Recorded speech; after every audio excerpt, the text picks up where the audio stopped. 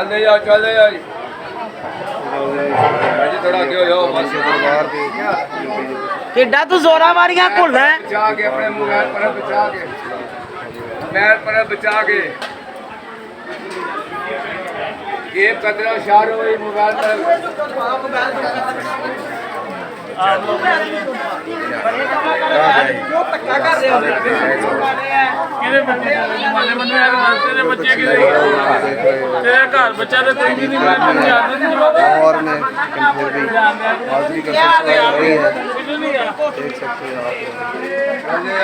अमीरात का काम बह जाएगा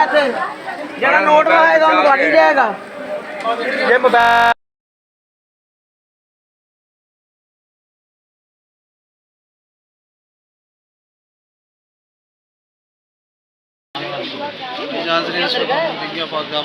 भैया के दरबार में आप देख रहे हैं काफ़ी गहमी है और कोई उसकी अमल नहीं कर रहा और आप देख सकते हैं जबकि हुकूमत ने कहा है कि 120 के ऊपर अमल ज़रूरी करें। चौथी लहर जो है डेल्टा की वो आ चुकी है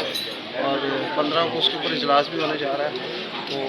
सबसे यही गुजारिश है कि इसके ऊपर जो है अमल करें ताकि ये पूरी होती रहे और इसके ऊपर जल्द से जल्द कंट्रोल कर लिया जाए। लेकिन यहाँ तो पोजिशन नज़र आ रही है वो यही है कि मास्क कुछ लोगों ने पहने हैं कुछ लोगों ने नहीं पहने हैं और खराबवर्जी ज़्यादा जा रही है। यही सबसे गुजारिश है कि हुकूमत बारहा ये कह चुकी है कि 3 लहरें जो हैं वो ऑलरेडी कोविड वैक्सीन की हो चुकी है और लोग वैक्सीन भी लगवा रहे हैं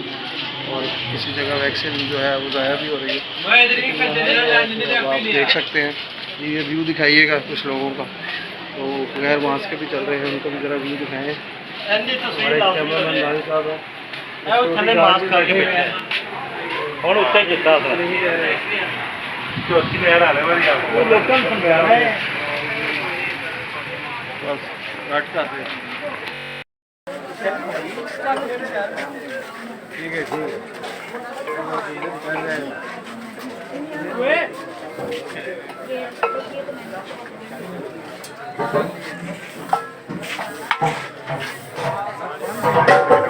दानिश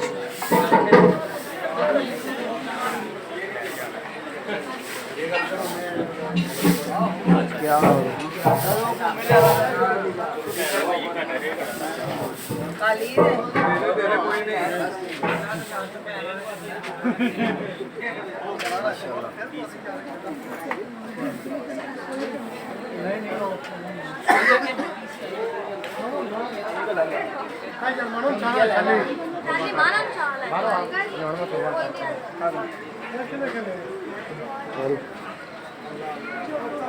चल यार